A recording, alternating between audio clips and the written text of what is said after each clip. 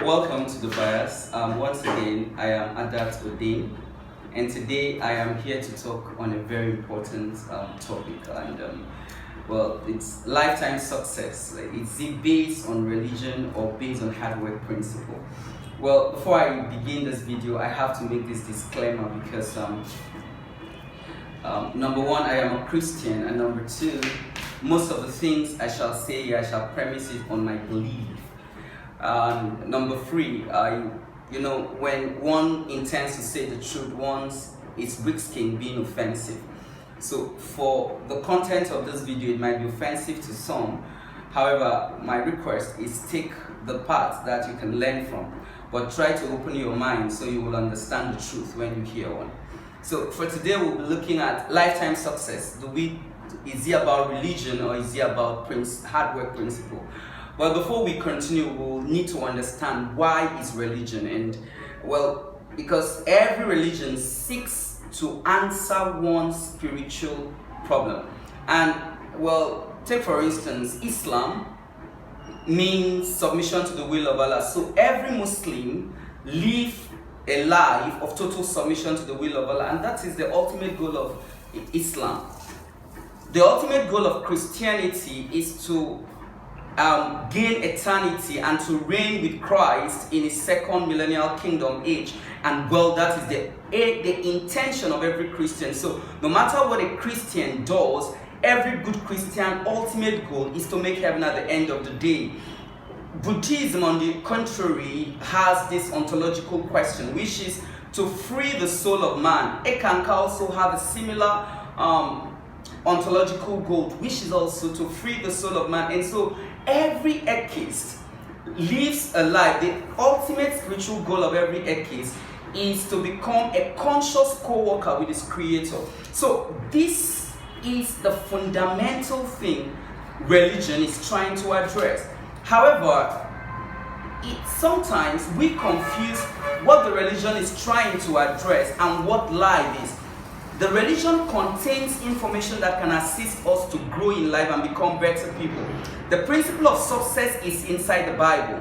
The principle of success is inside the Quran. The principle of success is inside the documents of every religion. So most times we fail to accept the principle, but we accept the person in that religion. Take for instance, what am I saying? The normal initiation when a sinner gives his life to Christ, in the Christendom, what we do is for the person to accept Christ into his life. Now, this accepting of Christ means you accept the person of Christ. But one thing we should understand is that accepting the person of Christ should also entail accepting the principle of Christ. Because if you accept the person of Christ, you accept eternity. You guarantee eternity.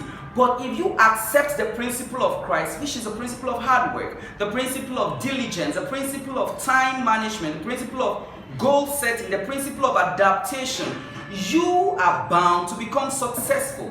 So in the house of God, you see people who are good Christians, but their lifetime success, they are not guaranteed. So they are unsuccessful, but they are good Christians. But if you accept the person and the principle of Christ, which is the principle of hard work, then you're likely to be a good Christian as well as a successful person.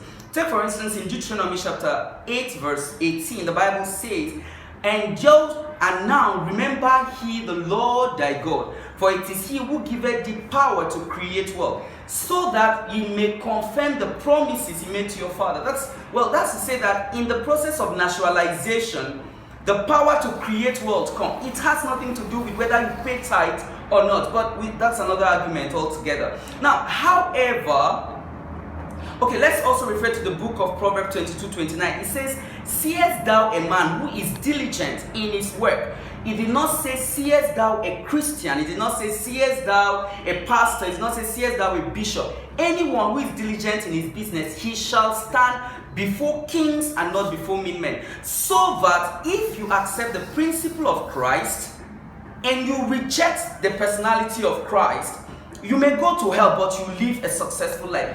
This is the truth, and there is no two ways about it. So, most of the time, Christians attribute wealth to tithing. Well, one thing I have to say, well, before you bring in 1/10 to the house of God, you already have something to give. The Bible expects you to give because giving is actually the principle of success. So when you give tithe, you only enhance the blessing of God. It doesn't necessarily mean that if you do not give tithe, you will be poor. If you do not give tithe, your harvest will be casted. No. If you give tithe, you enhance. The windows of heaven is open and much more blessing comes upon you. Now, what's the conclusion of all this? What I'm trying to say in essence is that lifetime success does not depend on religion, because religion is trying to solve a particular soul and spiritual problem. It depends on the principle of hard work.